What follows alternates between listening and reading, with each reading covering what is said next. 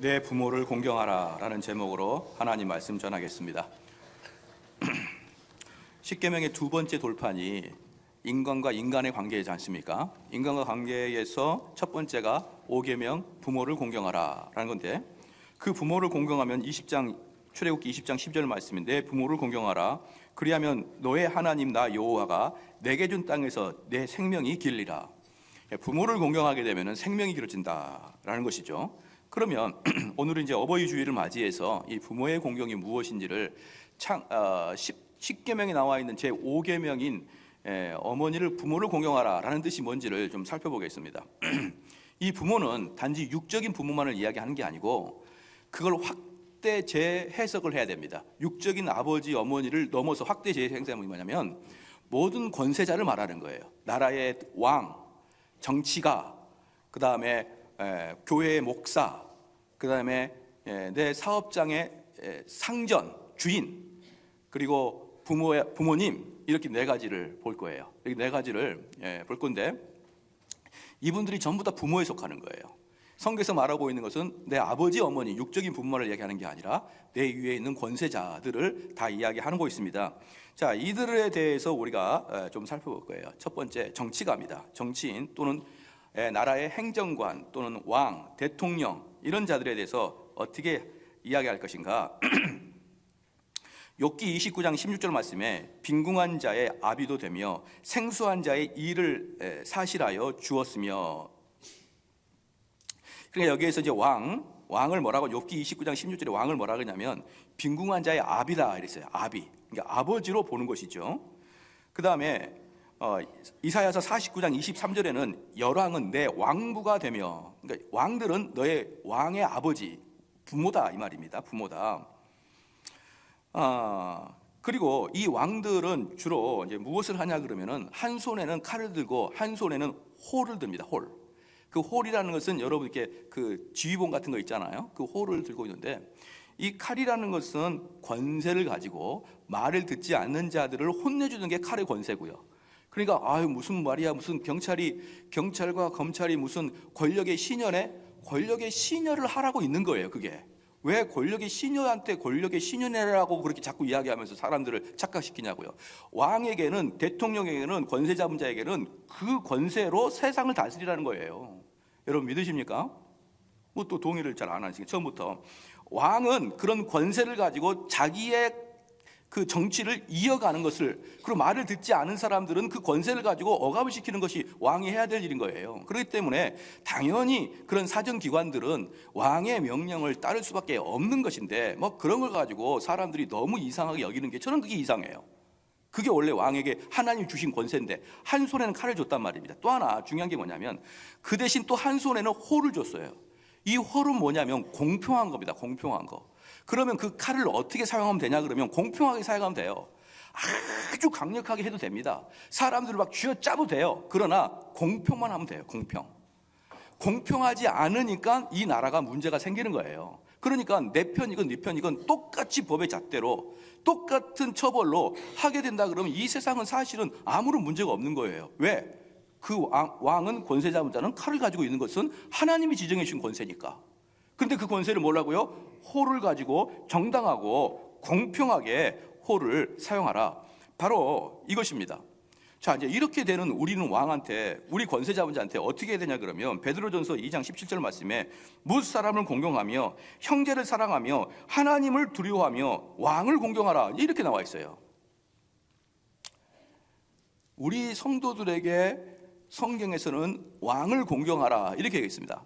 그러면 우리는 이 왕을 공경하지 않고 왕에게 대항하면 어떻게 되느냐? 출애굽기 20장 12절 말씀에 내 부모를 공경하라. 여기서 부모 대신에 왕도 있어요. 내 왕을 공경하라. 그리하면 너의 하나님 나 여호와가 네게 준 땅에서 내 생명이 길리라. 한번 왕에게 대항해 보십시오. 생명이 길어지나 짧아지나. 왕에게 순종하고 왕에게 존경을 취하고 왕에게 기도하라는 것입니다. 그럼 목사님, 지금 나는 이 왕이 마음에 안 듭니다. 그럼 어떻게 해야 됩니까? 나는 지금의 대통령이 마음에 안 들어요. 어떻게 됩니까? 라고 이제 외치는 분들이 계시죠. 제가 언젠가도 말씀을 드렸지만 우리가 투표를 잘못해서 그 왕이 오거나 내가 투표를 잘해서 그 왕이 오는 게 아니에요. 왕은 누가 주어집니까? 시작. 하나님이 주어지는 거예요. 왕은 하나님이 주어진 겁니다. 그렇기 때문에 내가 마음에 들지 않는 왕이 생기는 건 뭐냐 그러면 정말 파렴치한 왕, 정말 내가 도저히 용납할 수 없는 왕, 저 왕이 우리나라에 있다가 우리나라가 망할 것 같아. 왜 그런 왕이 생기냐 그러면 하나님이 이 나라를 망하게 하려고 그 왕을 보내신 거예요. 여러분 이걸 분명히 이해해야 됩니다. 내가 투표를 잘못해서 내가 또는 투표를 잘해서 저 왕이 된 게 아니고 하나님이 이 나라를 흥하게 하려면 흥할 왕을 주시는 거고 하나님이 우리나라를 좋게 하려면 선한 왕을 주실 것이고 하나님이 우리나라를 완전히 끝장내려고 그러면 끝장날 왕을 주실 것을 여러분 믿으셔야 됩니다. 그게 바로 왕을 하나님이 줬다라는 뜻이에요. 그렇기 때문에 내가 두 눈 부릅뜨고 저 왕이 잘하는지 못하는지 쳐다봐도 망할 것은 망하는 것이고 흥할 것은 흥할 것입니다. 그렇기 때문에 우리는 성도들은 뭘 해야 되냐면 자기의 삶에 열심을 다하지만 우리 그리스도인들은 죄 짓고 살지 아니하고 우리 그리스도인 회개하는 삶을 살아갈 때 하나님은 우리에게 복을 주기 위해서 복된 왕을 주실 것이고요. 우리가 여전히 교만하고 우리가 여전히 이 나라에 대해서 복음 전파를 못하고 있으면 우리나라에서는 하나님께서 우리나라를 망치려고 망할 왕을 줄 것을 여러분 믿으셔야 되는 거예요. 그렇기 때문에 그리스도인들은 이 세상의 정권에 대해서 대항하면서 대항을 해보십시오. 그러면 20장 12절 뭐라고 합니까? 내 생명이 짧아질 것이란 말입니다. 그렇다고 세상이 바뀌어질 것도 아닌데 그럼 우리는 무엇을 해야 됩니까? 하나님께 기도하고 하나님 앞에 무릎 꿇고 그 말씀도 순종하고 우리가 그 믿음의 행위대로 살아가게 된다 그러면 하나님은 얼마든지 우리에게 좋은 왕을 보내줄 수 있는 것이에요. 여러분 믿으십니까? 이걸 믿지 못하고 뭐 투표가 세상을 결정한다고요? 천만의 말씀이에요. 여러분 히틀러도 국민들이 투표해서 히틀러를 뽑은 겁니다. 이탈리아 무솔린도 자기들이 투표해서 뽑은 거예요. 그렇게 투표가 많은 사람들이 그렇게 이 사람이 좋다 다수결에 의해서 그 사람이 되니까 그 사람이 독재자가 안 될 것 같죠? 다 됩니다. 대부분의 왕들은요 쿠데타를 해서 아니면 정권을 찬탈해서 왕이 되는 사람들은 몇 명 없어요. 거의 대부분의 독재자들도 전부 다 투표로 그 자리에 올라갑니다. 투표로 올라가서 그 다음에 독재자가 되기 때문에 내 투표가 정말 모든 사람이 투표에 참여해야 참된 민주주의가 발전하고 좋은 왕이 뽑힐 것 같지만 그러지 않습니다. 하나님이 좋은 왕을 보내줘야 좋은 왕이 뽑혀요. 여러분 만약에 다음에 우리가 대통령 선거할 때 야당 여당 둘 찍어 보십시오. 근데 둘 다 마음에 안 들어요. 둘 다 마음에 안 들어. 그럴 수 있지 않습니까? 그러면 어쩔 수 없이 눈물 모으고 찍어야 되는 거예요. 우리에게 좋은 왕을 뽑을 수 있는 자유 없는 거예요. 우리는 둘 중에 한 명 뽑을 수밖에 없는 겁니다. 근데 그 둘 다 후보자가 마음에 안 들어요. 그럼 어떻게 할 겁니까? 어쩔 수 없는 거예요. 그래서 우리의 노력이 아니에요. 하나님이 좋은 왕의 후보를 주셔야 되는 거예요. 여당이고 야당이고 둘 다 너무 훌륭해요. 아무나 찍어도 됩니다. 그런 날이 오기를 저는 기대하고 있는 거예요. 사랑하는 성도 여러분, 그런 왕이 되기 위해서 그런 후보자가 나오기 위해서 우리가 해야 될 일이 무엇입니까? 아무것도 없잖아요. 아무것도 없는 거예요. 우리는 기도하는 겁니다. 좋은 후보자 나오게 해달라고, 좋은 왕이 나오게 해달라고 기도하는 거예요. 그렇기 때문에 디모데전서 2장 1절 말씀에 내가 첫째로 권하노니 모든 사람을 위하여 간구와 기도와 도고와 감사를 하되 임금들과 높은 지위에 있는 모든 사람을 위하여 하라. 이는 우리가 모든 경건과 다정한 중에 고요하고 평안한 생활을 하려 함이니라. 사랑하는 성도 여러분, 또한 제가 국회의원을 한 번 더 이야기를 해볼게요. 아우고 국회의원 정말 정신없어, 정말 정신없어, 어떻게 정치를 저렇게 하는 거야 라고 하지만 여러분 국회의원들 몇몇 하나하나 봐보십시오. 그들이 어떻게 해서 거기까지 올라가는지 하나하나 보십시오. 기본적으로 대학교도 우리보다 좋을걸요. 거의 대부분. 걔가 나오는 대학교도 우리가 좋아. 걔가 했던 직업도 다 우리가 좋을 거예요. 함부로 그들을 욕하지 마십시오. 함부로. 우리는 국민들이 정치인들을 막 함부로 이야기하는 것을 자기가 무슨 지성인인 척하고 자기가 무슨 깨어있는 척하는데 여러분 국회에서 여당 야당 싸우라고 있는 겁니다. 믿으시길 주님 축원합니다. 걔네들이 싸워줘야 현장에 있는 우리가 안 싸우는 거예요. 걔네들이 우리 대신 싸워줘야 현장에 우리가 평안한 것입니다. 걔네들이 싸워줘야 옆 동네와 우리 동네가 정치적으로 딱 구별돼가지고 행복하게 살 수 있는 거예요. 그런 훌륭한 일들을 지금 얼마나 그들이 박터져 가면서 싸우고 있습니까? 국회는 싸우라고 있는 것입니다. 국회는 논쟁하라고 있는 것이에요. 그럼 우리는 그를 보면서 잘하고 있구나 이렇게 이야기하던데, 허구한 날 국회는 싸움만 하고 내 월급이 쟤네한테 드는 게 아깝다 그러면서, 물론 국회의원들 중에 나쁜 사람도 얼마든지 있죠. 나쁜 사람도 있고, 그것은 국회의원 제도가 나쁜 게 아니라 그 사람이 나쁜 거예요.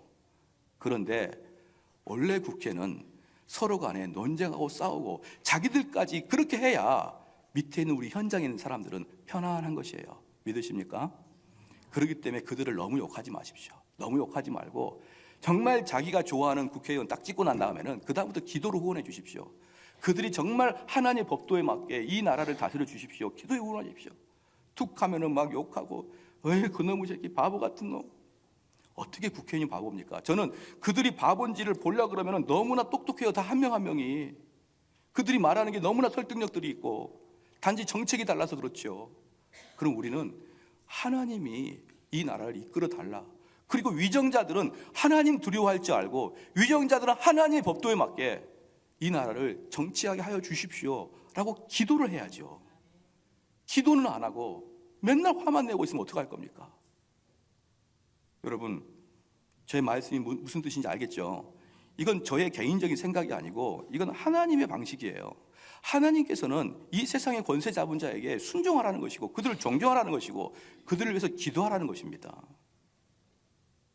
두 번째,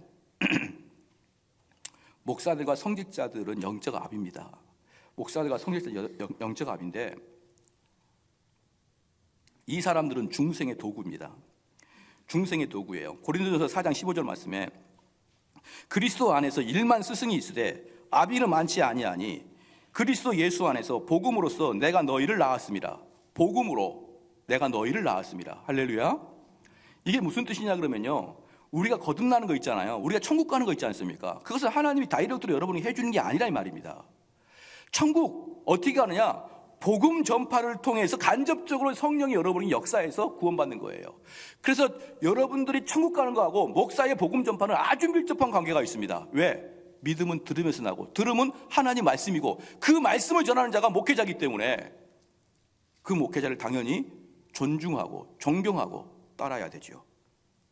고린도후서 5장 20절 말씀에 이러므로 우리가 그리스도를 대신하여 사신이 되어, 그 보십시오. 이제 우리는 누구냐? 여러분들이 정대원 목사를 어떻게 생각할지 모르지만 저는 어떤 생각이냐면, 나는 그리스도를 대신해서 이곳에 서 있는 거예요. 인간 정대원, 육신의 정대원은요, 제가 가운 입을 때 이미 사라지고 없고, 제가 여기 서 있을 때는 저는 제 마음속에 예수님이라고 생각하고 저는 말씀을 전하고 있는 거예요. 내 말을 전하는 게 아니라 성경에서 말하고자 하는 예수의 말씀을 그대로 저는 전파할 그런 마음을 가지고 이곳에 서 있는 것입니다. 사랑하는 성도 여러분, 그래서 저는 여러분에게 무엇을 요구하냐 그러면 그만큼 저를 존경해 달라는 거예요. 최소한 설교하고 있을 동안에는 그런 식의 존경을 목회자에게는 해줘야 되는 것입니다. 다른 모든 직업들은 우리의 육체를 위해 있는 것입니다. 모든 직업들은, 판사도 우리 육체를 가둘까 해방시킬까, 그렇죠. 의사도 우리 육체를 낫게 할까 병들게 할까, 그 다음에 펀드 매니저들도 우리의 육체에 필요한 돈을 더 벌어줄까 못 벌어줄까, 전부 다 우리 육체에 대한 일을 하는데, 오직 목회자만은 우리의 내면과 영혼의 문제를 다루는 것이 목회자인 것입니다. 여러분 대단하지 않습니까? 제가 우리 자녀들한테 그럽니다. 얘들아, 내가 삼성리에서는 유일하게 영혼을 다루는 그런 직분을 가지고 있다. 이렇게 이야기하면은 그래서요 이렇게 이제 지나요. 알아서 하세요. 이렇게 하는데, 저는 그러한 프라이드가 엄청나게 강합니다. 삼성리 전체에서 누가 영혼을 다루고 있습니까? 몇 명이나 다루고 있습니까? 그 일을 제가 하고 있는데 많은 목회자들은 그런 존중을 받지 못하고 있는 것이 너무 아까워요. 너무 안타까워요. 그래서 여러분들이 영적인 아버지인, 왜 영적인 아버지입니까? 목사의 설교와 목사의 복음 전파는 우리의 구원과 우리의 거듭남과 직결되어 있기 때문에 그가 영적인 아비인 거예요. 어떤 오리가 그러잖아요. 오리가 눈을 딱 떴는데 맨 먼저 보는 게 자기 아버지잖아요. 맨 먼저 보이는 게. 그런데 여기 있는 목회자가 설교할 때 그 설교와 성경 공부로 거듭난 사람이 맨 먼저 본 사람이 목사예요. 그렇기 때문에 목사가 영적 아비가 되는 것입니다. 그러면 이 영적 아버지인 목사에게 존경할 방법은 세 가지 방법으로 존경을 해야 됩니다. 첫 번째, 그들에게 존경을 표시함으로써 공경합니다. 그들에게 존경을 표시함으로써 공경해야 됩니다. 데살로니가전서 5장 12절 13절 말씀에 너희 가운데서 수고하고 주 안에서 너희를 다스리며 권하는 자들을 너희가 알고 저희 역사로 말미암아 사랑 안에서 가장 귀히 여기며. 우리는 때로 정말 이 세상에서 좋지 못한 목회자들이 중간중간에 나타나서 뉴스에 이렇게 올라갑니다. 그런데 우리나라의 목사들은요, 전체 7만 명이 넘어요. 7만 명이. 7만 명이 넘습니다. 이 단일 직종으로서는 아마 제일 많은 직종 중에 하나가 목회자 숫자일 거예요. 교회가 교회가 7만 개가 넘고 목회자가 10만 명이 넘어요. 한 몇 년 전만 해도 교회가 5만 개였었는데 지금 교회가 7만 개가 돼요. 그러면 거기에 가짜도 있고 오염된 것도 있고 불량품도 있고 그러지 않겠습니까?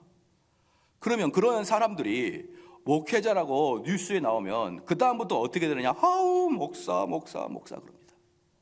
제가 저도 여러분이 제 성향을 잘 아시는 분들은 잘 알 거예요. 기존에 막 이상한 목회를 하는 분들, 또 기복적인 목회를 하는 분들을 향해서 제가 싫어하는 거 여러분 잘 아시잖아요. 그래서 저도 모르게 그분들을 향해서 안 좋게 이야기를 했었던 거예요. 그러다 어느 날 제가 얘들이랑 밥 먹는데 얘들이 목사 뒤에 님자를 안 붙이더라고요. 어린애들이 목사, 홍길동 목사, 누구 목사. 깜짝 놀랐습니다. 제가 깜짝 놀랐어요.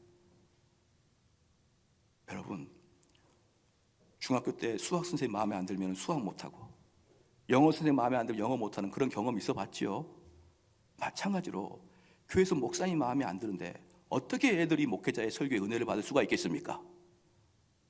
그렇기 때문에 우리 성도들은 집에서 자녀들이 있는데, 가족이 있는데 그 목사의 존경심을 표현함으로 그를 공경하시기를 주의 이름으로 축원합니다. 안 좋은 목사들은 입에 넣지도 마십시오. 그렇게 해봐야 내 영혼에 도움도 되지 않을 뿐더러 내 자녀의 영혼에 치명적인 해를 가할 수밖에 없는 것입니다. 왜 하나님께서는 군주가 있는데, 왕이 있는데 제사장을 따로 두어서 하나님의 뜻을 제사장에 묻게 했는지, 왜 예수 그리스도는 자신의 사도들을 세상의 빛이라고 했는지, 왜 예수 그리스도께서는 자기의 성직자들에게 보라 세상 끝날까지 내가 너희와 함께 있으리라 라고 성직자들에게 그렇게 용기를 주셨는지, 왜 이런 제도를 주셨는지, 우리 주님은 이 목회자라는 제도를 통해서만 하나님 말씀을 전달하게끔 그렇게 하신 거예요. 여러분 믿으십니까? 우리 성도들이 혼자서 하나님 뜻을 안다고요? 천만의 말씀이에요. 하나님은 질서와 공의의 하나님이세요. 균형의 하나님이십니다. 하나님이 정해주신 이 교회 질서를 통해서 하나님의 뜻을 알려주신 것이지 내가 골방에서 혼자 하나님의 뜻을 발견할 수 있다고요? 천만의 말씀입니다. 사랑하는 성도 여러분, 목회자를 공적으로 입을 열어서 존중해 주시기를 주의 이름으로 축원합니다. 이 세상에는 오류가 있는 목회자, 죄를 짓는 목회자 많습니다. 그러나 그런 것들을 입에 올라서 좋을 게 뭐가 있느냐 이 말이에요. 내가 속해 있는 목사님을 존중하고 내가 속해 있는 목사님만 사랑하면 되는 것입니다. 그러면 여러분의 자녀들은 그 목회자를 통해서 큰 은혜 받으실 것입니다. 두 번째는 목회자를 어떻게 존중을 해줘야 되냐면 영적 아버지들을 위한 옹호자가 되어줘야 됩니다. 자, 그러니까 그 영적 아비들에게 부당하게 닥쳐오면은 그것을 여러분이 변호를 해줘야 되는 거예요. 이 성경에도 나왔지만 장로와 감독자를 탄원할 때는 항상 2배 이상의 증인이 필요해요. 저 목사님이 이랬어 저랬어 라고 이야기할 때 절대로 한두 명에 의해서 탄원할 수가 없어요. 2배 이상의 증인이 필요합니다. 왜 그러냐 그러면요, 여기 목회자는 딱 욕을 먹기 좋은 자리에 있기 때문에. 여기 있는 분들 중에 많은 분들이 이 목회자의 설교에 은혜를 받을 수 있지만 그 중에 은혜를 못 받는 분도 분명히 계신다 이 말이에요. 그렇죠? 그런데 이게 영적인 문제라 은혜를 한 번, 두 번 못 받기 시작하게 되면 나중에는 목회자에 대한 미움이 생기게 돼요. 아우구 막 이런 생각이 드는 거예요. 그래서 그 목회자가 강대상에 올라가도 아우구 막 이런 생각이 드는 거예요. 그런데 이렇게 이제 아이고 이렇게 미움을 갖고 있다. 이제 이게 처음에는 은혜가 안 되는 것부터 시작이 되는 거예요. 그런데 목회자가 특별한 잘못이 없는데 미움의 눈으로 바라보니까 그게 딱 보이는 거예요. 여러분 이해가 되시죠? 그럴 때 그 사람들이 입을 열어서 아이고 우리 목사님 이건 좋은데 이건 안 좋아라고 툭 토설할 때 여러분들이 그걸 방어해 달라는 거예요. 방어해 달라. 아 우리 목사님 다 좋은데 맨날 그렇게 때리는 설교만 하냐? 아 싫어. 그러면 여러분이 어떻게 생각하냐면 그런 면이 좀 있지. 그러면 이렇게 그 목사님 싫다고 하소연한 사람이 딱 이야기를 던지, 그것도 밑밥이거든요. 밑밥을 딱 던지면 이 사람이 그럴 수도 있지, 그러는 면이 좀 없지 않아 있지, 그러면 그때부터 뭐가 됩니까? 한 팀이 돼요. 그리고 그때부터 마음대로 목회자를 휘짓고 다닙니다. 여러분 그게 바로 신천지 아닙니까? 혹시 여기서 신천지 멤버들 계시면 저희 교회 만만치 않습니다. 왜 만만치 않냐면 사방에 정보원들이 숨어 있어요. 저희 교회는 여러분들이 목회자를 욕하는 순간 일주일 안에 제기에 들어옵니다. 저는 그게 너무 좋습니다. 이런 방식만 되면 신천지 절대로 교회에 발 못 붙입니다. 여러분 아시죠? 그 기초가 뭐냐 그러면 혹시 내 주변에서 목회자 이런 부분이 참 마음에 안 들어 라고 이야기할 때 적극적으로 방어해 주십시오. 야 그것은 너가 오해했어. 그건 너가 잘못한 거야. 이렇게 해야 되지. 아이고 집사님 말에도 일리가 있네요. 저도 그 부분에 대해서는 아쉬운 마음이 없지 않아 조금 있었어요. 이렇게 이야기하게 되면은 이 사람은 내 편이구나 라고 정확하게 알고 그 다음부터 목사님도 그렇지만 얘들 봐 얘들 얘들이 뭘 그렇게 먹는 걸 밝혀 막 이러면서 그 다음에 목회자의 부모 자녀나 자녀들에게 탁 표현합니다. 여러분 이게 목회자에겐 치명적인 거예요. 그렇기 때문에 우리 성도들이 목회자를 존경하려고 그러면 누군가가 여러분에게 밑밥을 던질 때 처음부터 단호하게 잘라내야 됩니다. 사랑하는 성도 여러분, 모든 나라가 주일날은 쉬어요. 아니 이게 왜 주일날을 모든 나라가 쉴까요? 언제가 제가 말씀드렸습니다. 로마 황제 콘스탄틴 황제가 주일날을 쉬어라 라고 공포를 했어요. 공표. 주일날은 쉬어라 라고 공표를 하니까 로마 황제가 공표를 하니까 모든 나라가 주일날은 빨간 날이 딱 된 거예요. 언제 창세기 때부터 쉬는 게 아니고 모든 세상이 쉬는 것은 콘스탄틴 황제 이후부터 그럽니다. 아니 그럼 목사님 콘스탄틴 황제는 로마 제국의 황제일 뿐인데 왜 우리도 쉬고 왜 미국도 다 쉽니까? 그러는데 로마의 영향은요 많은 사람이 그럽니다. 로마는 있다가 없어졌는데 기독교는 지금도 유효하다 그러는데 천만의 말씀이에요. 로마도 지금도 여전히 이 세상을 지배하고 있습니다. 로마가. 왜 그것을 로마가 없다고 합니까? 로마의 나라가 없어졌지만 로마의 정신을 잇고 있는 나라가 전 세계에 다 있어요. 예를 들어서 우리가 그 영화를 보면 로마 군인들 행군할 때 뭐가 있습니까? 행군 깃발 위에 동물이 하나 있어요. 무슨 동물이죠 이게? 독수리. 자세히 보면 독수리가 탁 있습니다. 로마 군대가 행군할 때는 독수리 깃발을 가지고 행군을 해요. 그 다음에 로마가 멸망한 다음에 내가 로마야, 나는 신생 로마야, 나는 또 신성 로마야, 난 로마의 정신을 이런 나라는 전부 다 자기의 국호가 독수리예요. 예컨대 스페인 보십시오. 스페인 깃발에 독수리 한 마리가 있어요. 스페인 한 마리가 아니라 스페인 국기에 독수리가 있어요. 그러니까 독일이 참지 못하고 우리는 쌍독수리 해서 독일은 쌍독수리예요. 그리고 미국은 참지 못하고 미국도 백악관 국기 위에 성적 위에 독수리 한 마리 있습니다. 이게 뭐냐 그러면 우리는 로마의 정신을 잇겠다는 겁니다. 그러니까 로마가 2000년 전에 있다가 지금 멸망한 그런 민족이 아니고 로마의 영향은 지금까지 전 세계 특별히 인류 국가에는 로마의 영향을 듬뿍 받고 있어요. 여러분 동의하시죠? 그러면 무엇이 말합니까? 콘스탄틴 황제가 명령한 것은 전 세계에 명령한 거랑 똑같다 이 말이에요. 그렇기 때문에 콘스탄틴 황제가 주일을 쉬어라 라고 했을 때 모든 국가가 다 주일을 쉬게 되는 것입니다. 근데 그 콘스탄틴 황제가 어떤 일이 있었냐 그러면 성직자를 대단히 우대했어요. 대단히 우대했던 성직자를 우대했는데 그 사람한테 탄원서가 옵니다. 어떤 탄원서가 오냐면 어떤 교회 성직자가 문제가 있습니다. 탄원서가 올라와요. 그럼 콘스탄틴 황제는 그거 다 불태워버렸습니다. 읽지도 않고 불태웠어요. 대단하지 않습니까?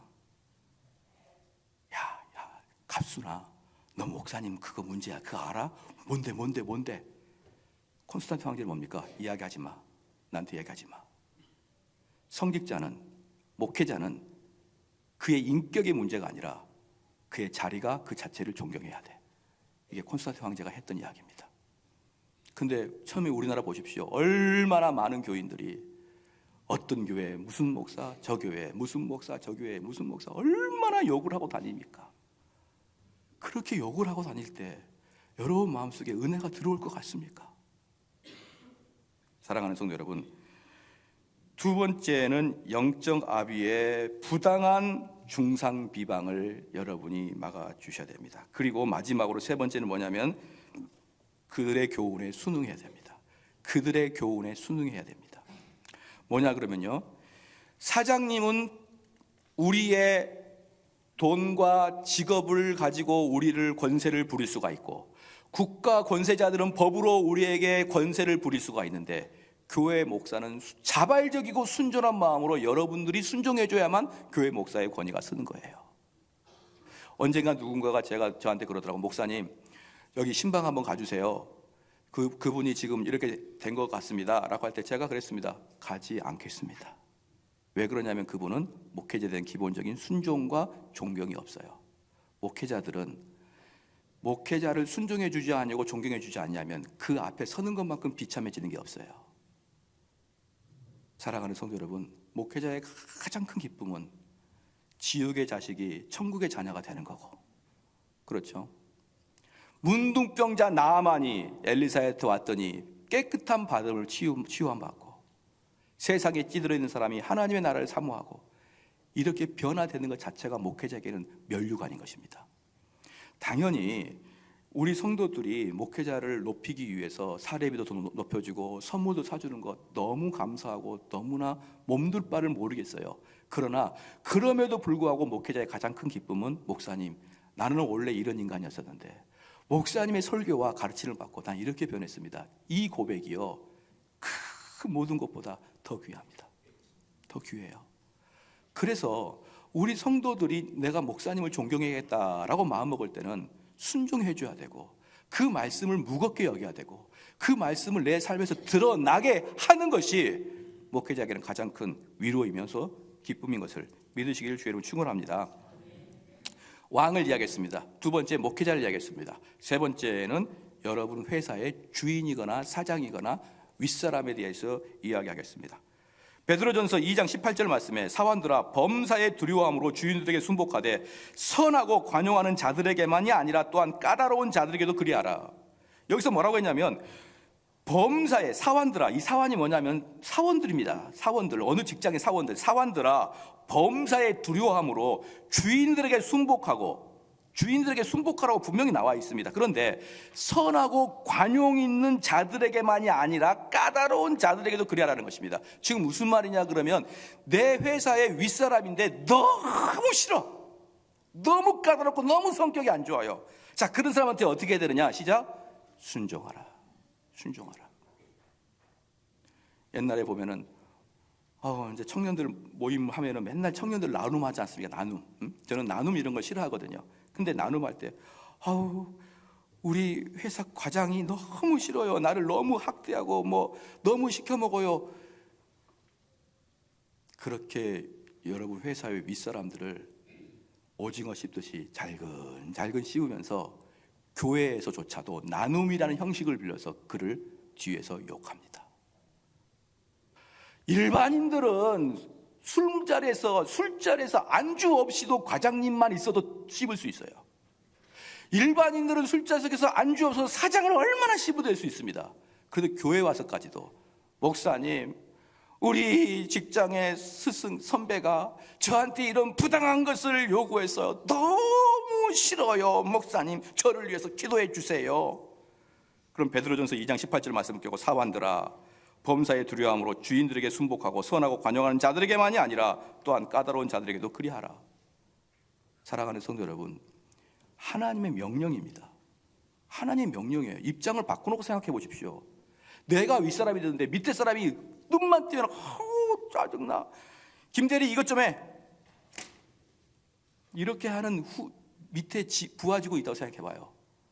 요즘은요, 부하 직원이 가슴이 쫄리는 게 아니라 직장 상사가 막 가슴이 벌렁거립니다. 왜? 화를 내니까. 근데 제가 만약에 조그만 회사를 차리고 있는데 내가 일을 시켰는데 그렇게 짜증내고 화를 낸 사람, 그 짜증내고 화를 낸 사람 뭐라고 할까요? 이건 내 분야가 아닌데요, 이것은 너무 과도한 건데요, 이것은 그 과장님이 해야 될 거 아닙니까? 라고 화를 내겠죠. 자기는 정당하다고 생각하니까. 그런 사람이 내 회사에 직원으로 들어오면은 나는 걔를 계속 채용할 수 있겠냐 이 말이에요. 다시 한번 본문 말씀 읽겠습니다. 출애굽기 20장 12절 말씀엔 내 부모 대신 내 상사를 공경하라. 그리하면 너의 하나님 나 여호와가 내게 준 땅에서 네 생명이 길리라. 무엇입니까? 상사 무시하면은 잘립니다. 우리의 인생이 어려워지는 거예요. 많은 사람들이 교회 다닌다고 앉아있지만 그 사고 자체는요, 여전히 세상적인 사람이어가지고 저 왕이 마음에 안 들면 실컷 왕에 대해서 욕을 하고, 목회자가 마음에 안 들면 실컷 목회자 욕을 하고, 내 회사에서 높은 사람이나 사장님 마음에 안 들면 실컷 욕을 하면서 교회 와서는 자기가 그리스도인이래요. 이 말이 안 됩니다. 말이 안 되는 거예요.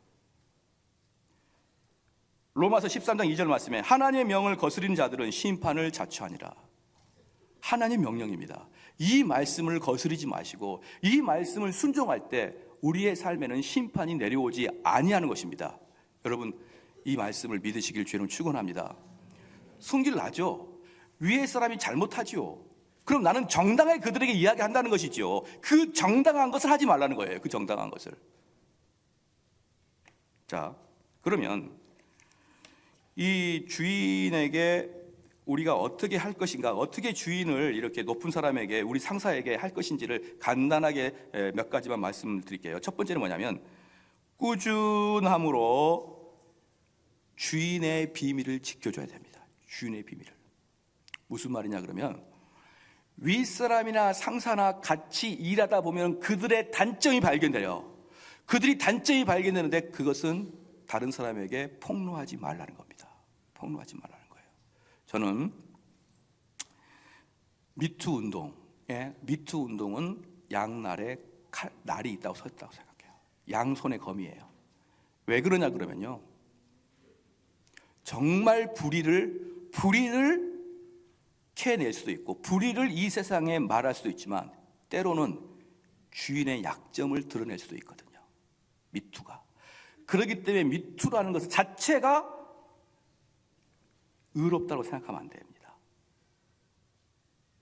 만약에 입장을 또 바꿔놓고 생각해 보십시오. 모든 건 지피지기니까. 제가 만약에 이 교회를 담임 목사를 하고 있는데 저랑 같이 부목사 하는 사람이 3년 동안 저랑 같이 있어 보니까 정대훈 목사의 장단점이 발견되기 시작했습니다. 그런데 우리 교회를 사임하고 다른 교회 가가지고 아이고 정대훈 목사 말 말어 눈 작듯이 속도 작아 이렇게 하면서 막 사람들한테 욕을 하고 다니죠. 그러면 그 사람은 미투야, 미투.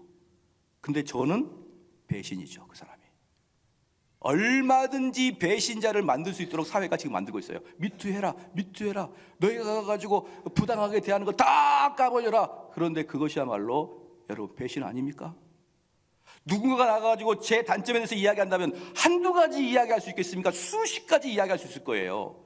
그러나 많은 세상 사람들은 너 참 용기 있다, 너 정말 정의로웠다라고 하지만 당하는 제 입장에서는요, 배신당한 겁니다. 배신당하는 거예요. 여러분, 저는 이 사회가 너무나 무섭습니다. 이 사회는 세상 사람들을 마귀로 만들고 어떤 귀신 같은 걸 만들려고 그러는 거예요. 너무너무 세상이 무서워져 있습니다. 자꾸 일을 하다 보면 비밀도 있을 것이고, 일을 하다 보면은 서로 공론화하지 말아야 될 것도 있을 텐데 다 까발립니다. 둘째입니다. 둘째는 주인의 이익을 도모해 주십시오. 어떤 분은 이렇게 얘기합니다. 목사님, 저는 한 달에 월급이 400을 받습니다. 우와, 엄청나게 많이 받네요. 목사님, 천만의 말씀입니다. 저는 회사에 10억을 벌어줍니다. 그러니까 억울하다는 겁니다. 나는 회사에 10억을 벌어주는데 나는 500만 원 받는, 400만 원 받는 거예요. 억울하다는 거예요. 여러분, 주인을 공경하는 것은 주인이 벌어간 돈이 내 돈인 것처럼 기뻐해야 되는 거예요. 그게 주인을 공경하는 것입니다. 아브라함의 제자 중에, 아브라함의 종 중에 아브라함의 명령을 받아가지고 자기 아들 이삭의 아내를 구하려고 갔습니다. 그런데 그 아브라함의 종이 뭐라고 기도했냐 그러면요, 창세기 24장 12절 말씀에 우리 주인 아브라함의 하나님 여호와여, 우리 주인 아브라함의 하나님 여호와여, 원컨대 오늘날 나로 순족히 만나게 하사 나의 주인 아브라함에게 은혜를 베푸시옵소서. 좋은 여자를 만나서 이삭에게 장가를 보내주는 것은 아브라함의 기쁨인데 그 아브라함의 기쁨이 이 종의 기쁨이기도 했습니다. 여러분, 내가 누구 밑에 있으면은 내가 열심히 일을 해서 그 사장님이 돈을 많이 벌면은 감사합니다, 이렇게 마음을 먹어야지. 뭐야, 나는 10억을 벌어줬건만 400 이렇게 하면서 투덜투덜 거리면 출애굽기 20장 12절 말씀에 네 생명이 짧아지리라. 너가 직장에서 생명이 짧아지리라.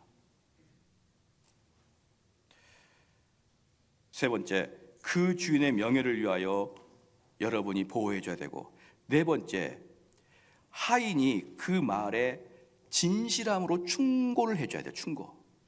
이것은 차라리 뒤에서 욕을 하지 말고 그 주인한테 진실함으로 충고를 해줘야 됩니다. 사장님, 이렇게 하면 안 됩니다. 근데 우리는 사장님한테는 충고 못하고 뒤에서만 이야기하는 그런 버릇이 있지요. 그 다음에 다섯 번째입니다. 이거 하겠습니다. 하인은 그의 주인을 사랑으로 봉사한 같이 무언으로 봉사하라. 무언으로. 지금 무슨 말이냐면요, 주인한테 말대꾸하지 말라는 거예요. 말대꾸하지 말라. 투덜거리지 말라. 디도서 2장 9절 말씀에 종들로는 자기 상전들에게 범사에 순종하여 기쁘게 하고 거슬려 하지 말며, 주인에게 거슬리게 하지 말라 말입니다. 만약에 여러분들이 그 회사를 안 다니면 안 다녔지, 그 사장이 원하는 대로 해주는 것이 우리의 일이에요. 내가 있으므로 우리 사장이 기뻐하고, 내가 있으므로 우리 사장이 만족해하고 부자가 되는 것이 나는 너무 감사합니다. 그러면 입장을 바꿔 생각해 보십시오. 우리 회사가 어려워집니다. 우리 회사가 너무 이제 경제가 안 좋아서 어려워져요. 그럴 때 마지막까지 데리고 가는 직원은 바로 그 사람일 거예요. 그 사람. 내가 얘만큼은 내가 신뢰할 수 있어. 내가 얘만큼은 내 얼굴 보지 않고 나에게 충고해 줄 수 있고, 내가 없어도 다른 사람한테 욕하지 않고, 내가 없어도 내 회사 물건을 훔쳐가지 않을 사람이야 라는 신뢰가 있는 사람을 끝까지 데려갈 겁니다. 그런데 안 보면은 뒤에서 욕하고, 사장이 볼 때만 일한 척하고, 성과는 나지 아니하고, 이런 사람은 경제가 어려워지면 1번째로 자르겠죠. 1번째로. 골로새서 3장 22절 24절 말씀에 종들아 모든 일에 육신의 상전들에게 순종하되 눈가림만 하지 말고, 눈가림으로 하지 말라. 있을 때 열심히 하고 없을 때 일하지 아니하고 눈가림으로 하지 말고, 이는 유업의 상을 주께 받을 줄 알미니 너희는 주 그리스도를 섬기느니라. 내가 직장의 상사를 섬기는 것이 주 그리스도를 섬기는 것이다 라는 것입니다. 여러분 믿으십니까? 물론 이제 주인이 종에게 해야 될 일도 있지만 오늘은 어버이 주일이니까 그것은 지나가겠습니다. 제가 지금 말씀드리고 싶은 것은 세 가지를 말씀드렸어요. 어머니 아버지에게 들어가기 전에 세 가지 다시 한번 종합을 해본다 그러면, 왕은 하나님이 보내신 분이기 때문에 그 왕에 대해서는 여러분이 기도해 줘야 되고, 그 왕에 대해서는 하나님의 법도에 따라가게 해달라고 충성되게 기도해야 되지 뒤에서 욕하면 안 된다. 그 다음에 교회 목사님들도 동일하다. 그 목사님들은 우리들의 영혼이 구원받게 하기 위해서 불철주야 기도하고 노력하신 분이기 때문에 그 자체만으로도 그분을 존경하고 그분을 높여야 된다. 세 번째는 직장 상사가 때로는 우리를 험악하게 다루고 부당하게 다룰지라도 말대꾸하지 말고 내라고 그 주인을 윗사람을 기쁘게 해드리라. 여러분 믿으십니까? 이게 하나님의 뜻이라는 거예요. 이게 동의가 안 되시죠? 동의가 안 되면 문제는 바로 내 문제입니다. 내 문제. 내가 교회를 다니지만 내 속에 있는 모든 논리적인 순서는 악한 마귀가 똑같은 거예요. 겉에만 포장만 그럴듯하게 그리스도인이지 진짜 중요한 것은 내 내면에 있는 논리가 중요한 것인데 이게 동의가 안 되고 이게 내 삶에서 실천이 안 된다 그러면 그를 어찌 그리스도인이라고 말할 수가 있겠습니까? 그런데 제가 이 설교를 준비하면서 그러면 내가 이 시대에 어떤 사고들을 젊은이들에게 심어주고 있는지 제가 보여드릴게요. 얼마나 이 시대의 가치관과 성경의 가치관이 저 멀리 떨어져 있는지 제가 보여드릴게요. 젊은이들은 지금 학교에서 이걸 배우고 있는 것입니다. 이게 청소년들에게 손해배상을 해줘야 된다 이런 제목입니다. 청소년들과 청년들에게 손해배상을 해줘야 된다 이런데 어떤 대학교 교수와 인터뷰한 내용입니다. 청년 배당에 관한 문제입니다. 청년들에게 돈을 나눠주는 문제를 인터뷰했는데 청년 배당과 관련해서 지원이라기보다는 청년들에게 손해배상을 해줘야 한다는 차원으로 접근해야 된다 이렇게 했습니다. 이게 무슨 말이냐면 청년과 청소년들에게 기성세대가 잘못했다는 뜻이에요. 그러니까 청년과 청소년들의 기성세대가 잘못했으니까 그들에게 손해배상의 차원으로 돈을 주는 것이 맞다고 하면서 이렇게 얘기합니다. 그 교수가 이렇게 얘기를 해요. 실제로 60대, 70대 분들도 고생 많이 하셨죠. 그런데 우리 사회가 누구한테 고생 많이 했다고 이야기를 그렇게 잘 안 합니다. 나는 우리 사회가 그 말을 하기 시작해야 된다고 생각합니다. 그러니까 서로 고생 많았습니다 이렇게 이야기를 해줘야 된다는 말이죠. 그렇지만 청년들이 희망을 가지고 살아야지 어쨌든 60대 70대는 이 사회를 이렇게 만든 책임이 있지 않습니까? 라고 이야기하는 거예요. 놀라지 않습니까? 여러분 60대 70대가 청년들한테 죄졌다는 거예요. 이 사회를 이렇게 만든 게 60대 70대라는 겁니다. 뭡니까? 이런 교수 밑에서 공부하는 자들은 어른 존경할 수 없습니다. 이것을 대학교 강단에서 학교 중고등학교 선생들이 이런 사상을 은근히 애들이 심어주고 그것을 심고 나온 애들은 기성세대에 대한 부모에 대한 권위자에 대한 불만이 펄펄펄 끓고 나오는 거예요. 어쨌든 60대 70대는 이 사회를 만든 책임이 있지 않습니까? 그리고 저는 이렇게 시대착오적인 입시 교육을 시킨 것에 대해서는 당연히 손해배상을 해야 된다고 생각하는 거예요. 학력고사 예비고사 만들어가지고 우리를 얼마나 학력고사 공부하게 했습니까? 이것은 기성세대가 만들어가지고 이 애들을 전부 다 교육의 노예로 만든 것은 누구 탓이다? 시작? 60대 70대 어른 탓이다. 우리는 어떻고요? 그 피해자다. 청년들은 피해자다. 어른들이 만들어낸 이 입시제 때문에 그냥 아침부터 저녁까지 공부하고 피해자다. 그러니까 우리는 청년들한테 손해배상을 해야 됩니다. 시민배당 이야기를 하면 그 많은 사람한테 어떻게 주느냐라고 합니다. 단계별로 하자는 건데 나는 청년들부터 주자는 편입니다. 기자가 질문합니다. 실제로 대학에서 수업을 진행하면서 청년들과 만나고 계시잖아요. 이렇게 얘기합니다. 기성세대에 대한 상대적 박탈감이나 울분을 느끼고 있는 청년들이 많습니까? 이렇게 물어본 거예요. 그러니까 여자 그 교수인데요. 우석훈, 박권일 씨가 88만 원 세대를 썼을 때가 2008년이었는데 이때는 이미 신자유주의에 자발적으로 편입하기로 한 친구들은 그런 생각할 겨를도 없이 달려가고 있었습니다. 그 친구들은 자기 개발서를 거의 성경처럼 읽고 있었습니다. 마음이 흔들릴 때마다 주문을 외우는 거예요. 모든 건 내 책임이다. 스스로 개발하고 끝없이 노력하자. 이런 주문을 외우는 세대 학생들은 울분을 느끼려고 해도 느낄 수가 없다고 하는 거예요. 그들은 모든 문제를 자기들의 문제니까 내가 더 열심히 노력하자. 그러면서 강자를 비판적으로 보려 하지 않냐고 가능한 그 편에 서려고 합니다. 뭡니까? 강자가 나쁜 사람이라 딱 이야기하잖아요. 강자가 누굽니까? 돈 많은 사람, 나이 든 사람, 권세 있는 사람, 교회 목사. 강자를 비판적으로 보지 않고 그들의 편에 서려고 합니다. 내가 노력이 부족해서 그런 거다라며 달렸던 거죠. 그런데 최근에 달라지고 있습니다. 노력해도 안 되는 거구나를 알아차리기 시작한 것이죠. 이것이 나라냐고 묻기 시작했습니다. 강남역 살인사건의 여성들을 크게 각성시키기 시작했습니다. 뭡니까? 남자가 여자를 학대했다는 거예요. 여러분 이렇게 이 세상은 권세자나 주권자나 어른이나 부모나 스승이나 이런 사람들에 대해서 적대감을 심어주게끔 되어 있는 체계가 형성되어 있습니다. 지금에 저는 이것 때문에 잠 못 자는 거예요. 다른 건 다 필요 없습니다. 성경에서는 항상 권세자에게 존경하라, 권세자를 위해서 기도하라. 그런데 현대의 가치관은 그들은 악이고 강한 자는 악이고 우리는 강한 자에게 핍박받는 우린 사람이고 우리는 그래서 노력해봐야 되지 않고 그렇기 때문에 엎어야 된다. 이게 젊은이들의 사고입니다. 여러분, 우리 자녀가 지금 이런 데서 교육을 받고 있어요. 우리 자녀들이 지금 이런 사고 속에서 이 세상을 살아가고 있습니다. 그러니까 부모에 대해서 얼마나 불만을 갖고 있는지 몰라요. 그러니까 이런 식의 사고를 갖고 있는 분들한테 막 교육받은 사람들은 엄마 아빠에 대한 불만이 얼마나 많은지 몰라요. 얼마나 많은지 모릅니다. 마지막으로 부모에 대해서 얘기하겠습니다. 부모들에게는 세 가지 이야기했고 그 다음에 부모들에게 얘기합니다. 부모들에게는 첫 번째, 말에서부터 항상 부모에게 정중함을 가져야 됩니다.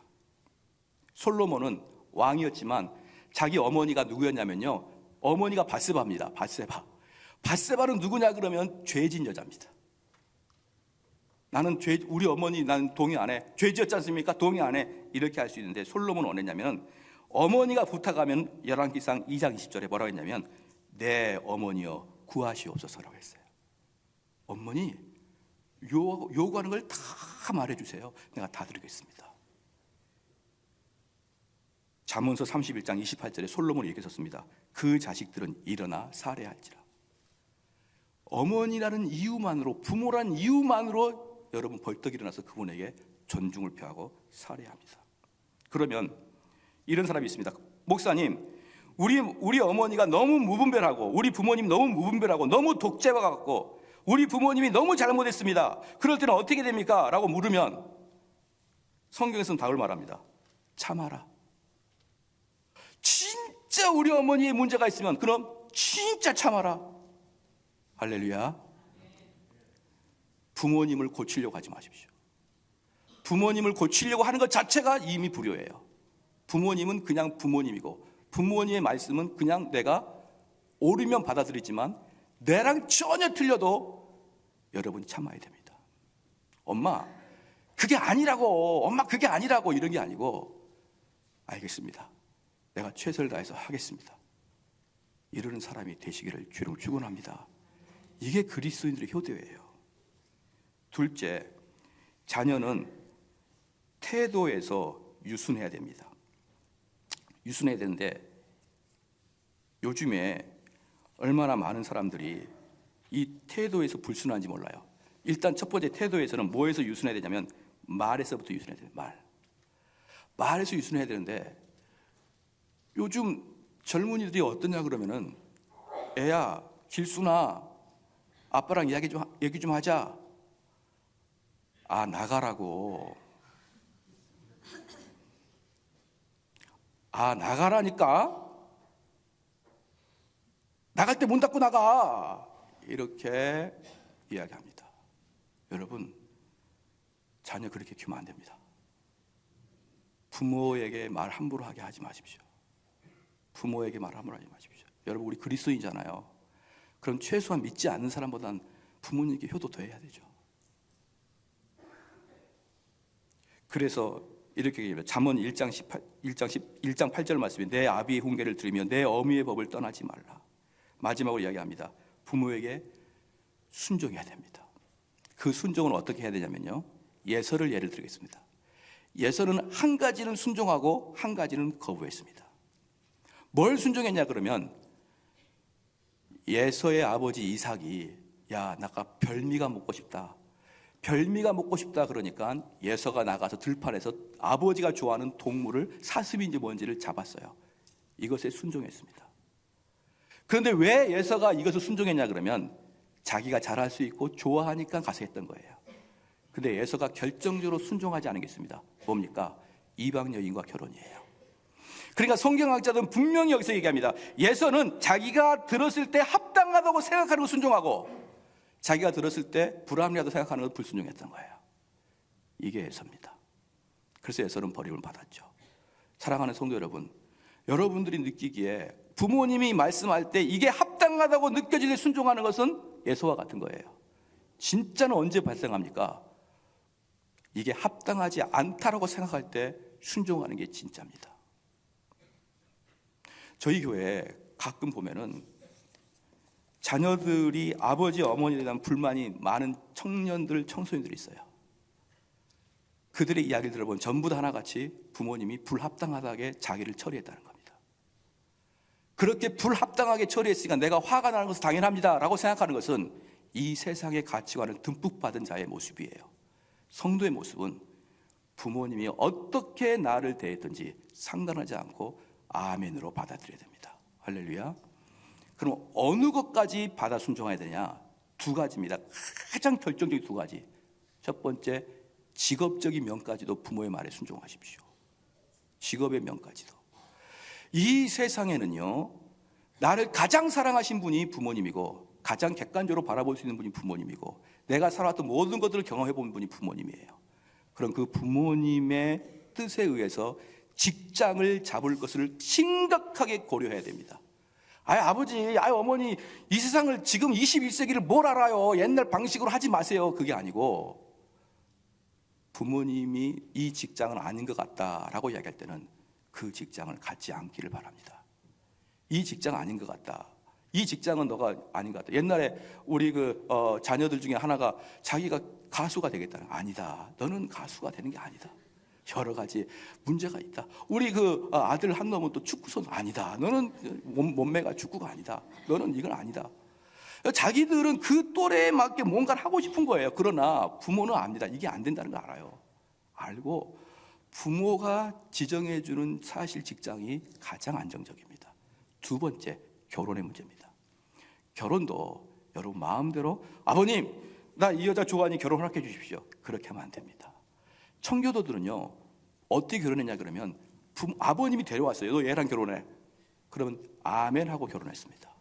아멘 하고 결혼했어요. 왜? 청교도들은 뭘 하고 있으니까. 첫 번째, 젊은이들의 눈에는 여성이고 남성이고 봤을 때 콩깍지가 씌우기 때문에 객관적으로 그 사람 볼 수 없다. 첫 번째, 감정이 동하기 때문에 얼굴 좀 예쁘면은 그 사람의 성격 같은 거 보이지도 않아요. 객관적으로 볼 수 없다. 두 번째, 아버지가 나를 가장 사랑하신다. 세 번째, 아버지는 모든 걸 나보다 훨씬 많이 하신다. 이 조건 세 가지를 가지고 아버지가 얘랑 결혼해. 그럼 결혼했어요.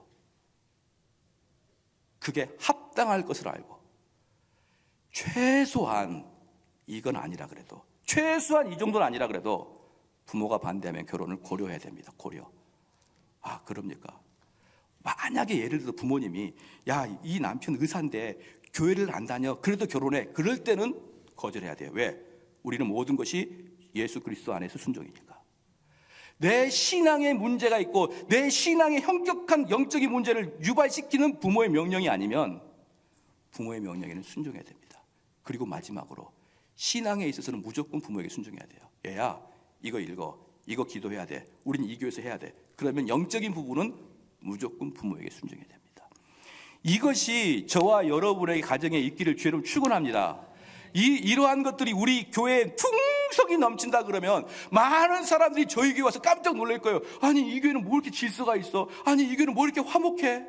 왜 그럴까요? 출애굽기 20장 12절 말씀에 내 부모를 공경하라. 그리하면 너의 하나님 나 여호와가 내게 준 땅에서 내 생명이 길리라. 장수하리라. 이 장수하리라는 뜻이 뭐냐면 풍성해지리라, 넉넉해지리라, 행복해지리라. 할렐루야. 이러한 어른들을 섬기는 그런 나라가 돼야 됩니다. 이런 어른들을 섬기는 그런 우리 교회가 되기를 주의 이름으로 축원합니다. 기도하겠습니다.